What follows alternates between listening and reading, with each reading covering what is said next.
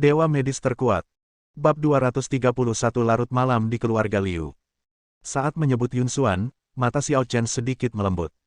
Dia mengeluarkan pil dari sakunya dan menyerahkannya kepada Qin Yui. Pil ini untukmu. Ayahku dan aku akan segera pergi ke kota sihir. Kau pergilah dan berhati-hatilah. Orang-orang dari keluarga Liu tidak mudah untuk diganggu. Qin Yui menjulurkan lidahnya. Aku tidak takut. Jika para playboy itu ingin melakukan sesuatu padaku, aku akan mencoba menundanya sampai teman sekelasku yang tak terkalahkan itu pergi. Siapa yang berani menyentuhku? Xiao Chen tidak dapat menahan diri untuk menggelengkan kepalanya dan tersenyum tak berdaya. Baiklah, kita berhenti di sini saja. Tempat ini lebih dekat dengan jalan raya. Aku akan mengantar Ziyi pulang dulu. Jaga dirimu baik-baik. Begitu Qin Yui selesai berbicara, Xiao Chen menghilang dari kursi penumpang dalam sekejap. Dia mendesah pelan dan menyentuh kursi yang diduduki Xiao Chen. Masih ada sedikit suhu di sana. Mengapa aku tidak punya kesempatan untuk bertemu dengan pria sebaik itu dalam hidupku? Oh. Sambil mendesah, mobil itu melaju perlahan menuju persimpangan jalan raya. Kota ajaib. Pesta ulang tahun Tuan Liu bahkan belum dimulai, tetapi semua orang sudah merasakan ada sesuatu yang sedikit tidak biasa. 2 hari ini, kotanya jelas jauh lebih hidup. Ada lebih banyak mobil mewah di jalan, dan pada saat yang sama, ada lebih banyak orang yang datang. Di antara mereka, orang-orang dari keluarga Liu paling merasakannya. Pada ulang tahun kakek Liu yang ke-80, semua keturunan langsung dan tidak langsung dari keluarga Liu mulai perlahan-lahan kembali dari pekerjaan mereka masing-masing di tempat lain. Tidak peduli pekerjaan apa yang sedang kamu lakukan, ulang tahun orang tua adalah yang terpenting. Tuan Liu berada di atas segalanya. Karena, dialah yang mendirikan keluarga Liu yang bernilai ratusan miliar. Dialah yang mendirikan dinasti bisnis, yang memungkinkan semua keturunan keluarga Liu menikmati perlindungannya. Jika bukan karena dia, bagaimana keturunannya ini bisa menikmati kekayaan dan kemuliaan? Bukankah mereka juga harus bekerja seperti anak-anak dari keluarga biasa? Sekitar tengah malam itu, beberapa mobil mewah perlahan melaju ke rumah keluarga Liu. Lamborghini, Bentley, Speaker. Begitu mobil tiba di tempat parkir rumah besar itu, 2 sosok berjalan cepat keluar dari sebuah villa di sebelahnya. Empat tua, Yun Xi, kalian semua sudah kembali. Kakak, kenapa belum tidur? Sudah malam sekali. Akhir-akhir ini aku sibuk mempersiapkan ulang tahun kakek. Semua orang di keluarga sibuk. Aku tidak punya kesempatan untuk tidur sampai jam 1 setiap hari. Sepupu tertua saya layak menjadi putra tertua generasi ketiga keluarga Liu. Dia melakukan semuanya sendiri. Dia tekun dan teliti. Di masa depan, jika Anda yang memimpin keluarga Liu pasti akan makmur dan naik ke tingkat yang lebih tinggi.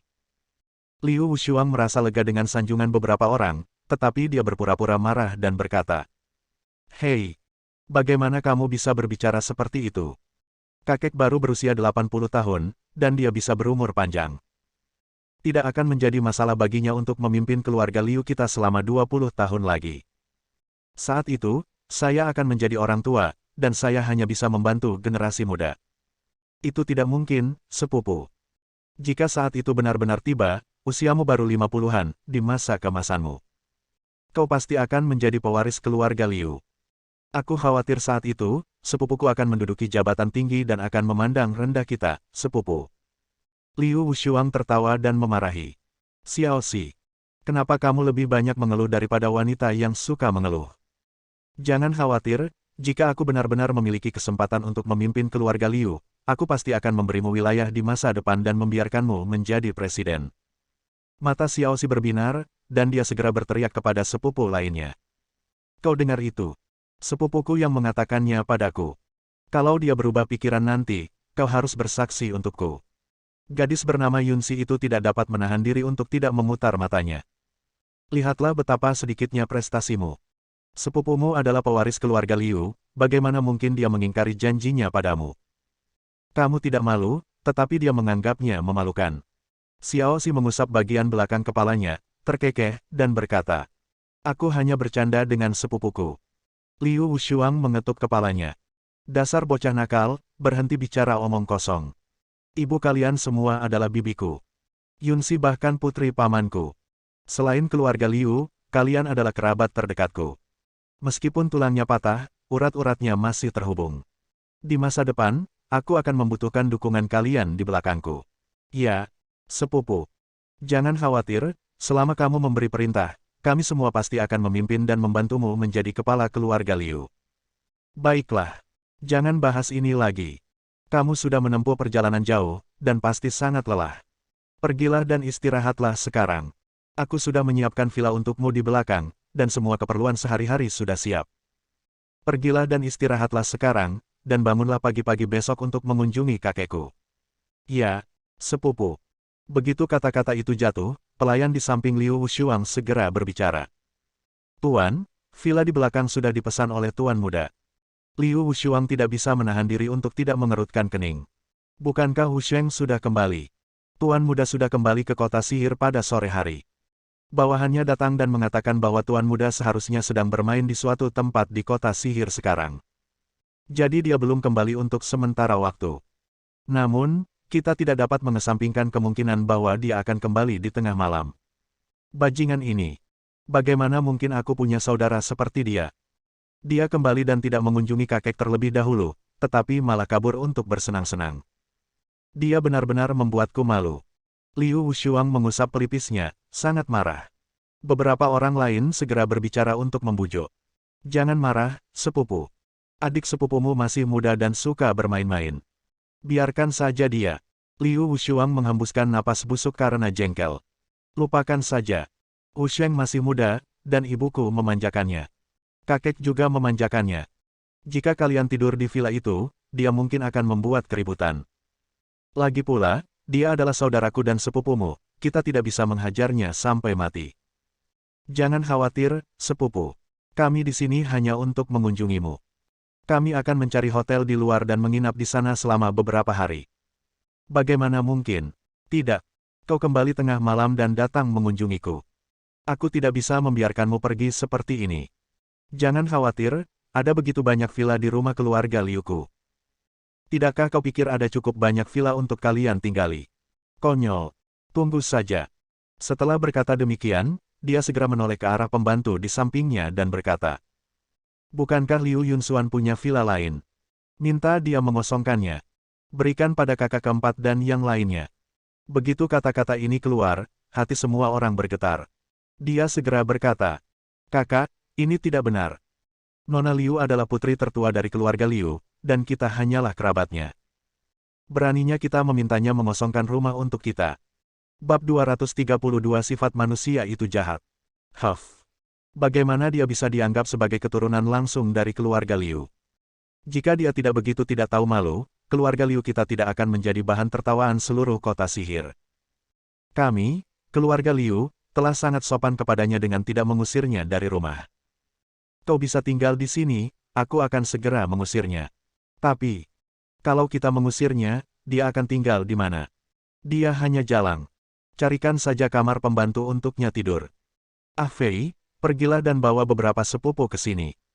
Jika jalang itu berani tidak patuh, kamu akan menamparkan wajahnya dengan keras. Aku akan bertanggung jawab. Ya, Tuan Muda dan Nona Muda, silakan ikuti saya. Ah Fei membawa beberapa orang ke pintu sebuah villa sekitar 200 meter di belakang dan mengetuk pintu dengan keras tanpa sopan santun. Buka pintunya. Buka pintunya cepat. Tak lama kemudian, sosok yang mengenakan piyama tipis perlahan membuka pintu kamar. Usianya kurang dari 30 tahun, tampak sangat kurus, dan kesulitan menahan pakaiannya. Wajahnya agak pucat, tatapan matanya agak kosong, dan rambut hitamnya yang panjang terurai di bahu. Secara keseluruhan, ini adalah wanita yang sangat cantik, tapi saya tidak tahu siksaan macam apa yang telah dideritanya. Dia terlihat sangat lemah. Kebanyakan orang memandangnya dengan pandangan meremehkan dan hina. Apa itu? Dia berbicara dengan sedikit rasa kantuk, sementara Ah Fei berkata dengan dingin. Sepupu Tuan Muda tertua ada di sini. Semua rumah di istana penuh malam ini. Tolong tinggalkan rumahmu untuk sementara. Biarkan sepupu-sepupu itu tinggal selama 2 hari. Kalimat ini langsung membuatnya mengerutkan kening. Saya adalah putri tertua keluarga Liu, dan mereka hanyalah cabang dari keluarga Liu. Bagaimana mereka bisa memenuhi syarat untuk meminta saya menyerahkan kamar saya kepada mereka? Ah Fei mencibir. Kau benar-benar menganggap dirimu sebagai seorang nona muda. Benar, kau, Liu Yunxuan, memang nona muda dari keluarga Liu kami. Tapi lihatlah dirimu sekarang, apa statusmu sekarang? Kau hanyalah seorang pengemis. Keluarga Liu kami sudah sangat baik dengan tidak mengusirmu dari rumah dan membiarkanmu tidur di jembatan layang. Keluar sekarang juga dan tinggalkan rumah ini. Liu Yunxuan sangat marah hingga napasnya tidak teratur. Dia berkata dengan nada dingin. Aku tidak akan menyerahkan rumahku. Ini kamar tidurku. Tidak seorang pun boleh masuk tanpa izin. Begitu dia selesai berbicara, dia hendak menutup pintu, tetapi sayangnya salah satu kakinya tersangkut di ambang pintu. Apa yang sedang kamu rencanakan? Liu Yunxuan baru saja membuka mulutnya ketika Ah Fei menjambak rambutnya dan menariknya keluar, lalu menamparkan wajahnya. Ledakan. Tubuhnya memang kurus sekali, bagaimana mungkin ia bisa menahan tamparan laki-laki seperti Ah Fei? Dia terjatuh ke tanah di tempat, berguling menuruni tangga, dan mulai batuk dengan keras. Darah bercampur air liur mengalir dari sudut mulutnya. Kalian keterlaluan. Aku akan memberitahu kakek. Ah Fei mencibir. Silakan saja mengajukan keluhan. Orang tua itu sedang bersiap merayakan ulang tahunnya yang ke-80 akhir-akhir ini. Jika dia melihat orang menyebalkan sepertimu, dia mungkin akan merusak kesenangannya. Saat itu, saya khawatir kamu tidak akan bisa mengajukan keluhan, dan akan dipukuli lagi. Jika kamu tidak percaya padaku, kamu bisa mencobanya sendiri. Anda. Liu Yunxuan ingin mengatakan sesuatu, tetapi Ah Fei mengepalkan tangannya. Jika kau mengucapkan omong kosong lagi kepadaku, apakah kau percaya aku akan menghajarmu lagi? Liu Yunxuan mengepalkan tangannya, kukunya menancap dalam di telapak tangannya, giginya terkatup, tetapi dia tidak dapat mengucapkan sepatah kata pun. Sekalipun dia mengatakannya, itu tidak ada gunanya. Tidak seorang pun dari keluarga Liu yang mau berbicara padanya. Bahkan orang tuanya tidak dapat menyelamatkannya. Dia hanya seorang gadis. Kalau saja dia tidak menikah, dia mungkin telah digunakan sebagai alat oleh keluarga Liu untuk aliansi pernikahan. Mungkin saat itu dia masih punya nilai, tapi sayang, sekarang dia bukan apa-apa. Dia tidak memiliki status atau nilai dalam keluarga Liu. Melihat Liu Yunxuan tidak mengatakan apa-apa, Ah Fei mendengus dingin. Dasar brengsek. Kau harus memberiku peringatan sebelum kau tahu betapa kuatnya aku. Biar ku beritahu, rumahmu telah diambil alih oleh beberapa tuan muda dan nona muda akhir-akhir ini. Sampai ulang tahun lelaki tua itu selesai. Sedangkan untukmu, ada ruang utilitas di sudut barat laut. Kau bisa pergi ke sana dan tinggal di sana selama 2 hari dengan seluruh hidupmu. Setelah berkata demikian, Ah Fei pun masuk ke dalam villa, mengambil selimut untuknya, dan melemparkannya ke tanah. Kemudian, dia mengarahkan semua orang untuk masuk ke dalam villa. Tuan dan Nyonya, silakan masuk. Jangan khawatir tentang dia. Tak seorang pun berbicara, namun satu demi satu, seperti angsa yang bangga, melangkah memasuki villa. Mereka bahkan tidak melirik Liu Yunxuan sedikit pun, seolah-olah Liu Yunxuan hanya seonggok sampah yang kotor. Kamarnya kotor, kan? Aku tidak mau pakai tempat tidur yang biasa dia pakai. Dia menikah dengan laki-laki miskin, siapa tahu dia akan tertular penyakit menular. Kalau begitu, jangan tidur di tempat tidurnya. Kita bisa cari tempat tidur dan selimut baru untuk keluarga Liu. Suara yang memalukan itu membuat Liu Yunxuan menertawakan dirinya sendiri. Pada akhirnya, dia masih memeluk selimutnya, menahan rasa sakit, dan berjalan tertatih-tatih menuju ruang utilitas di sudut. Dia tidak menangis. Air matanya telah mengering 5 tahun lalu. Sekarang, dia hanya ingin berpegangan pada tubuh ini. Tunggu saja, mungkin suatu hari, dia akan mempunyai kesempatan untuk melihat putrinya lagi. Ini adalah satu-satunya pikiran yang membuatnya tetap hidup. Saat itu larut malam di awal musim dingin, angin bertiup sangat dingin, dan sosok kurus itu, memeluk selimut, berjalan melawan angin, tampak sedikit goyah.